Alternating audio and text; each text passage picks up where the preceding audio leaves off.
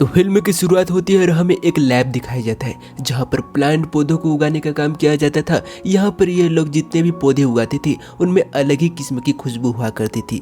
फिर हमें एक साइंटिस्ट एलिस दिखाया जाता है जो अपने हेड को बता रही थी कि हमारी बॉडी यानी जिस्म में एक खास किस्म का हार्मोन पाया जाता है। जब हम किसी को गले लगाते हैं या फिर उन्हें प्यार करते हैं तो उस वक्त हमारा जिस्म वो हार्मोन्स बनाता है जिन्हें हैप्पी हार्मोन्स भी कह सकते हैं। मिसाल के तौर पर एक बच्चा जब रो रहा होता है तो उसे अगर उसकी मॉम के पास ले जाया जाए तो वह चुप हो जाएगा और खुशी महसूस करेगा, तब ये हैप्पी हार्मोन्स पैदा होंगे। मगर इसके अलावा मैंने इन सब चीज़ों को सामने रखते हुए एक खास किस्म का फ्लेवर बनाया है। जो भी उसकी स्मेल को सूंघेगा वह खुशी महसूस करेगा। और अगर इन फूलों को उगाना चाहते हैं तो हमें प्यार से सब कुछ करना होगा, तब ये फूल बढ़ेंगे। हमें इस धूप बारिश हर चीज़ से बचाना होगा, तब ये खिलेंगे और हमें खुशी देंगे। यहाँ पर बाकी के जितने भी साइंटिस्ट थे सब एलिस के कारनामों से जर रहे थे, मगर यहाँ पर इसका हेड था वो एलिस से कहते कि ठीक है जल्दी तुम इस फूल को तैयार करो, और अगर वैसे ही काम करेगा जैसे तुम बता रहे हो तो आने वाले नुमाइश में हम तुम्हारे फूल को रखेंगे। एलिस का एक बेटा भी था, उसका डाइवोर्स हो चुका था। वो अपने बेटे के साथ अकेले रहा करती थी। उसका बेटा अक्सर स्कूल से एलिस के लैब में आ जाया करता था। जब वो लैब में बैठा था तो उसके पास एक साइंटिस्ट आता है। वो आकर एलिस के बेटे से कहता है कि तुम्हारे रेड कलर के जूते तो बहुत प्यारे हैं, जिस पर एलिस का बेटा उसको शुक्रिया बोलता है। इतने में एलिस भी आ गई थी, जिसके बाद वो अपने बेटे को घर ले आती है। रात को दोनों मिलकर खाना खाते हैं।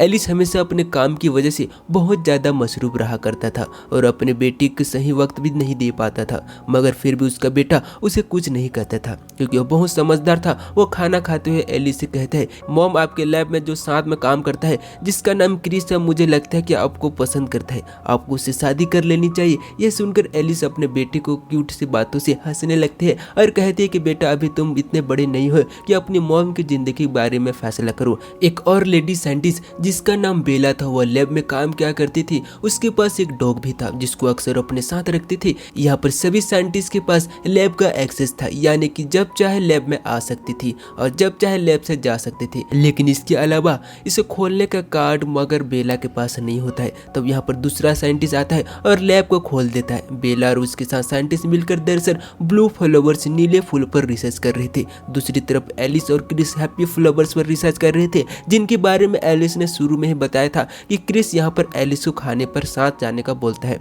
मगर वो उसे मना कर देती है।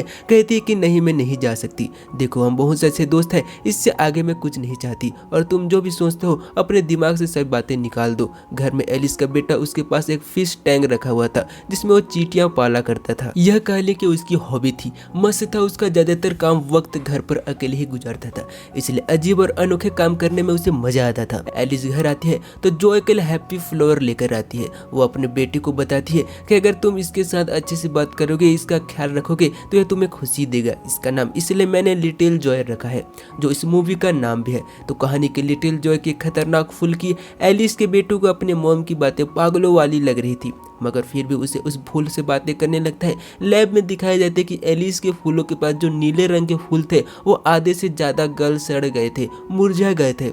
यह सब एलिस के फूलों की वजह से हुआ था। जैसे जैसे वो खिलना शुरू हुए उनका बुरा असर दूसरे फूलों पर भी पड़ रहा था, जिस वजह से वो गल सड़ गए थे। एलिस कहती है कि नहीं, मेरे फूलों की वजह से ऐसा नहीं हुआ है। मैंने जो अपने फूल पर एक्सपेरिमेंट किया था वो सिर्फ एक फूल बनेगा, वो अपने जैसे दूसरे फूल को नहीं पैदा कर सकती। क्या तुम कुदरत के निजाम को बदलना चाहती हो? मतलब तुम्हारा फूल अपने जैसा दूसरा फूल पैदा नहीं कर सकता, उसके तने नहीं निकालने। अगर ऐसा है तो तुम्हारा फूल सबके लिए खतरा बन सकता है। एलिस कहती है कि नहीं, ऐसा नहीं हो सकता है, मैंने अपने फूल पर बहुत रिसर्च किया है, कुछ भी गलत नहीं होगा। तब यहाँ पर उनका डैड कहता है कि ठीक है, अगर ऐसा है तो जब तक ये बात साबित नहीं हो जाती हम सब लैब में ही मास्क पहनकर काम करेंगे ताकि किसी को भी एलिस के फूल की वजह से कोई नुकसान न हो जाए।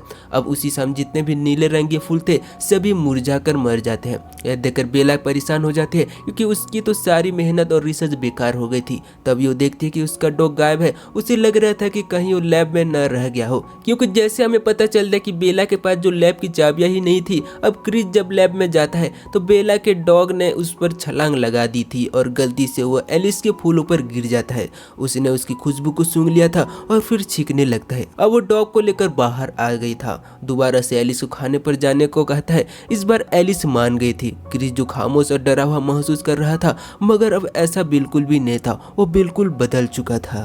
अब तो बात करते हुए वो ना शर्मा रहा था और न ही हिचकिचाहट महसूस कर रहा था, और ये सब उसके साथ उन फूलों को सूंघने की वजह से हो रहा था। उधर लैब में बेला का डॉग उस पर भौंक रहा था और उसे काटने की भी कोशिश कर रहा था। बेला बहुत ज़्यादा घबरा जाती है क्योंकि उसके डॉग ने कभी ऐसा नहीं किया था। एलिस उसे कहती है कि फिक्र नहीं करो, तुम्हारा डॉग जल्दी ठीक हो जाएगा। लैब में काम करता हुआ क्रिस एलिस से कहता है कि तुम बेला की बातों पर ध्यान मत दो, वह थोड़ी सी पागल है। उसने इस काम से 1 साल की ब्रेक भी ली थी। दूसरी तरफ एलिस के घर में दिखाया जाता है कि उसका बेटा ज़्यादातर अकेला रहा करता था।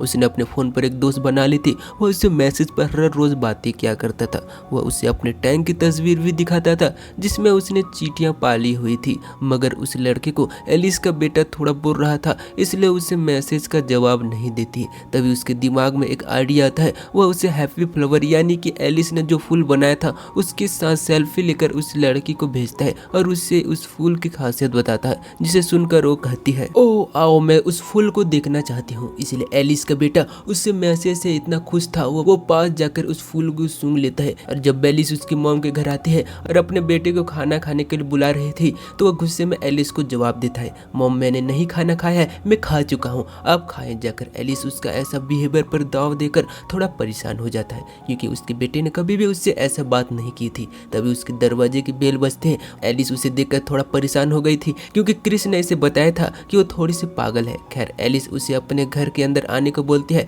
वो एलिस को वो बताती है कि मेरा डॉग मेरे बच्चे की तरह है, उसका बर्ताव कभी ऐसा नहीं हुआ जैसे आज वो पागलों की तरह कर रहा था। मुझे लगता है कि उसके साथ यह सब तब से हुआ है जब उसने तुम्हारे फूल को सूंघा है। वो अपनी किताब दिखाते हुए पुलिस को बताती है, देखो हमारे नाक के ऊपर वाले हिस्से में दिमाग का एक हिस्सा होता है जो हमारे माइंड को अच्छा या बुरा रखता है। जैसे कि हम कुछ अच्छा सूंघते हैं, कोई खास किस्म की खुशबू, तो हमें खुशी महसूस होती है। तुम्हारा पौधा इन्फेक्शन फैला रहा है इसलिए कहती है। एलिस कहती है कि नहीं, ऐसा नहीं है, मैं जानती हूँ आप ये सब जानबूझकर कर रही हैं, आप मेरी रिसर्च को बर्बाद करना चाहती हैं। वो कहती है कि ऐसा नहीं है, और तुम क्रिस को ही देख लो, तुम्हारी टीम ने काम करता है, वह पहले कितना खामोश रहा था। अगर तुमने मेरे समझाने के बाद भी इन फूलों की प्रोडक्शन को ना रोका तो बहुत कुछ गलत हो सकता है, फिर सारा इल्जाम तुम पर आएगा। एलिस सब उसे सवाल करेंगे। बेला तो इतनी बात समझा कर चली गई थी। एलिस को अब उन फूलों पर शक होने लगता है। वह सोचती कि कहीं उसके बेटे का रवैया इसी वजह से तो नहीं बदल गया। अगले दिन लैब का हेड्स को डांटता है क्योंकि उसने बगैर किसी इजाजत की उन हैप्पी फ्लावर्स का दूसरा बाजारा शुरू कर दिया था। हेड कहता है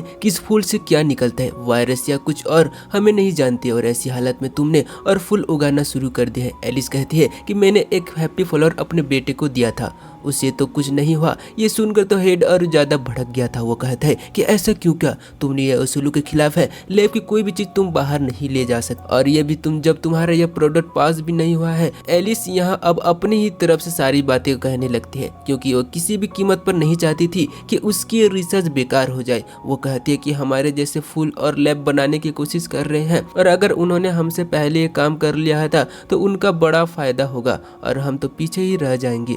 खैर उसकी बातें सुनकर वो खामोश हो गई थी। बाहर आकर वो क्रिस को डांटते हैं कि तुमने मेरी इजाजत के बगैर और फूल क्यों उगाए। वो कहता है कि मैं अपने लैब का और सबका फायदा सोच रहा हूँ। तुम्हारी तरह एलिस जब घर आती है तो उसका हस्बैंड अपने बेटे को छोड़ने घर आया था। दरअसल उसका बेटा अपने डैड के साथ कुछ ही दिनों के लिए रहने के लिए आया हुआ था। एलिस का हस्बैंड कहता है कि मुझे लगता है कि तुम मेरे बेटे को ठीक से ख्याल नहीं रखती हो और सारा दिन अपने रिसर्च में गुजार देती हो। वो बिल्कुल बदल चुका है, वो तो मुझे मेरा बेटा ही नहीं लग रहा है। एलिस अब सोचने लगी कि क्या वाकई में उसके बेटे पर इस फूल को सूंघने की वजह से ऐसा असर हुआ है। खैर अगले दिन लैब में दिखाया जाता है कि एलिस उन सब लोगों की वीडियोस देख रही थी जिन पर इस फूल को टेस्ट किया गया था। एक लड़की अपने इंटरव्यू में बताती है कि उस फूल को सूंघने में बहुत अच्छा महसूस कर रही हूँ। ऐसा लगता है कि मैं बड़ी हो गई हूँ, हर फैसले अपने खुद के दम पर ले सकती हूँ। उस लड़की की मॉम कहती है कि ये अपने आप को कुछ ज्यादा ही बड़ा महसूस कर रही है। वो बताती है कि मेरी बेटी बिल्कुल भी ऐसी नहीं थी, और इसी बीच वीडियो कट हो जाता है। ये सब बातें सुनकर एलिस परेशान हो गई थी। वो घर आकर सोचने लगी कि वो सोचती कि क्या मेरा बेटा, बेला का डॉग और क्रिस सब इस फूल की वजह से बदले हैं। क्या मेरे हस्बैंड की बात सच है जो उसने मेरे बेटे के बारे में कही। रात को एलिस जब सो रही थी तो उसका बेटा उसके पास लैब की चाबियां चुराकर अपने दोस्त के साथ लैब के अंदर आ गया था। वो जानता था कि जिस टाइम वो जा रहा था उस टाइम कैमरे उन फूलों पर नहीं होगा। वो अपने दोस्त को लैब के अंदर ले गया था और अंदर जाकर दोनों उन फूलों को सूंघने लगते हैं, जिससे उनके अंदर बड़े होने की फीलिंग्स हो जाता है। वो दोनों एक टेबल के नीचे छुप गए थे। अगली सुबह जब लैब के वीडियो देखी जा रही थी तो एलिस और उसकी टीम देखती है कि एक फूल गायब है। तभी एलिस की नज़र वीडियो में रेड कलर के जूतों पर पड़ती है। वो समझ गया था कि फूल यहाँ से उसकी बेटी ने ही चुराया है। यहाँ पर बेला उसको पेन ड्राइव देती है जिसमें उन लोगों के सारे वीडियोस थी जिन पर इस फूल को टेस्ट किया गया था। बेला कहती है कि देखो इस वीडियो को पूरा देखना। एलिस जब उन वीडियो को देखती है तो उसे पता चलता है कि वो लोग तो उन हैप्पी फ्लावर्स के बारे में अच्छा बोल रहे हैं जिन पर उसे टेस्ट किया गया था, मगर उनके घर वाले बताते हैं कि उस फूल को सूंघने के बाद इनका बिहेवियर बर्ताव बिल्कुल बदल चुका है। इस बीच एलिस देखती है कि उसका बेटा अपने दोस्त को घर ले आया था और अपने कमरे में ले जाता है। एलिस जब उसके कमरे में जाती है और लड़की कहती है कि मैं यहाँ पर पढ़ाई करने वाली हूँ। वह बिल्कुल ऐसी बात कर रही थी जैसे कोई बड़ी उम्र की लड़की बात कर रही हो। वह उन दोनों को खाने पर बुलाती है। खाना खाते हुए एलिस अपने बेटे से पूछती है कि उस दिन तुम लैब में क्यों गए थे। इस बात पर उसका बेटा जवाब देती है, जाहिर है आपको टाइम नहीं मिलता। मेरे लिए एलिस से बहुत उखड़ा उखड़ा लग रहा था। वो कहता है कि इसलिए मैंने यह फैसला किया कि अब मैं अपने डैड के पास रहूंगा। वो अपने दोस्त को लेकर जाने लगता है। जब एलिस उसको रोक रही थी तो वह अपने मॉम को धक्का देती है जिससे एलिस की नाक से खून आने लगता है। वो कहता है कि ओ मॉम आपको चोट लग गई है, मैं अभी प्लास्टर लेकर आता हूँ। एलिस देखती है कि उसका बेटा और उसकी दोस्त दोनों खड़े होकर उस फूल से बातें कर रहे हैं। ऐसा लग रहा था जैसे उन्हें उसका नशा हो गया हो। एलिस टैंक को भी देखती है जिसमें सब चींटियां मर चुकी थी। अगले दिन लैब में क्रिस बेला से लड़ रहा था। वो कहता है कि तुमने कुछ सैंपल्स को खत्म किया है। बेला कहती कि ऐसा कुछ नहीं है, मैं कई सालों से इस लैब में काम करती हूँ। जो सैंपल ठीक नहीं होते वो खुद ही खत्म हो जाती है। एलिस क्रिस को बताती है कि शायद बेला का कहना ठीक था, मुझे इन फूलों को प्रोडक्शन को रोक देना चाहिए। कुदरत का ये निजाम है कि हर चीज रिप्रोडक्शन करती है, यानी कि दोबारा अपने जैसे चीज पैदा करती है, मगर मैंने उन फूलों को प्रोडक्शन को रोक दिया है जिस वजह से वो फूल इंसानों को अपना गुलाम बना रही है, जो इंसानों के जरिए अपने ख्वाहिश पूरी कर रही है। जो भी उसे सुनता है पागल हो जाता है।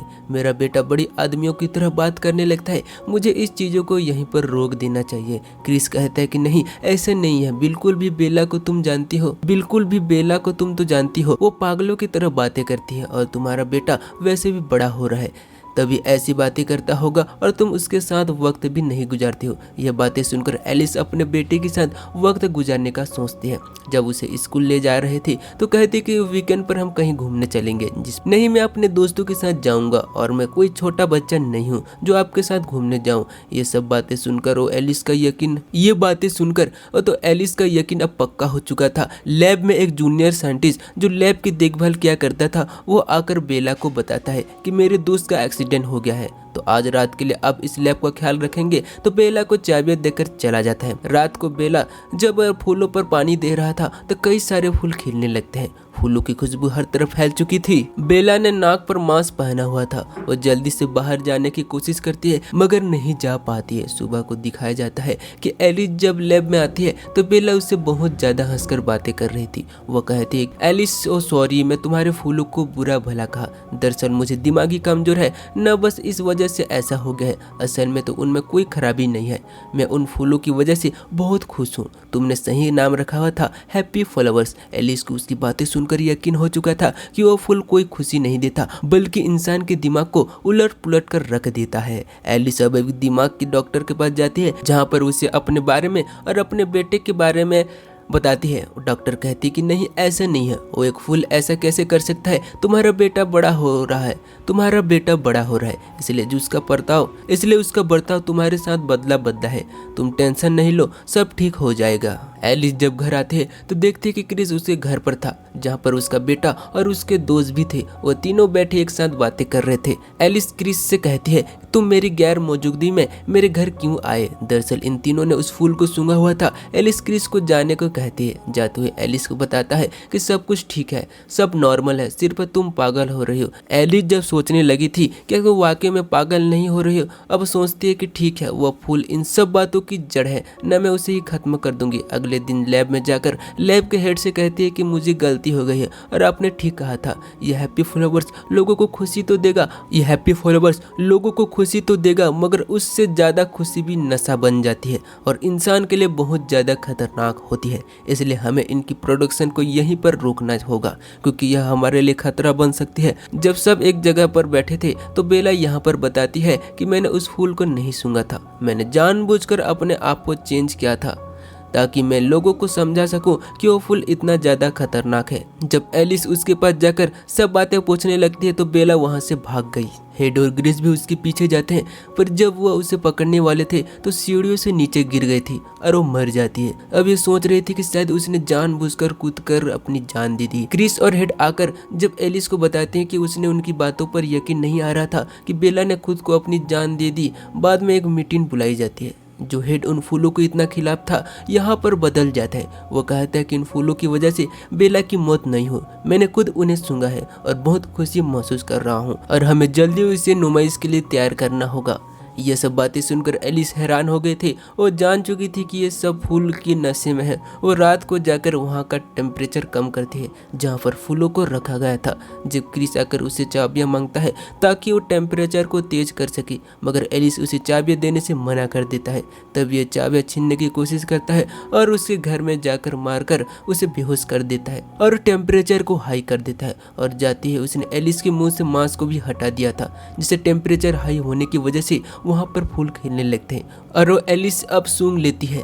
जब सुबह होती है तो हेड काफ़ी खुश था। वो बताता है कि एलिस तुम्हारे फूल को नुमाइश में ले जाने की इजाज़त मिल गई है। सब सोच रहे हैं कि यह सुनकर एलिस खुश नहीं होगी मगर वो खुश हो जाती है क्योंकि ये नहीं जानती थी कि उस फूल का नशा अब एलिस पर भी हो चुका था। उसने अपने बेटे को भी उसके डैड के पास छोड़ दिया था और आखिर में अपने दिमाग के डॉक्टर के पास जाती है और कहती है कि आपने ठीक ही कहा था, सब कुछ ठीक हो चुका है। अब क्रिस के साथ भी घुल मिल चुकी थी। जाते हुए हम डॉक्टर के क्लिनिक में भी उस हैप्पी फ्लोर को देखते हैं। डॉक्टर का असिस्टेंट उसे सूम कर रहा था और क्या फूल बनाया है आपने, कंपनी ने दिल खुश हो गया, इतनी खुशी देता है कभी सोचा नहीं था। आखिर में हमें एलिस का बनाया हुआ वो फूल दिखाया जाता है जिसको देखकर एलिस खतरनाक सा मुस्कुराती है, मतलब उसे भी उसका नशा हो चुका था। अब आगे क्या होने वाला था कोई ही नहीं जानता था और इसी के साथ यह फिल्म का एंड हो जाता है। तो दोस्तों कैसे लगा मूवी, कमेंट में अपनी राय दे दीजिए। अगर वीडियो अच्छा लगे तो लाइक, चैनल को सब्सक्राइब जरूर कर दीजिए। मिलते हैं नए वीडियो के साथ, आज के लिए इतना ही, थैंक्स।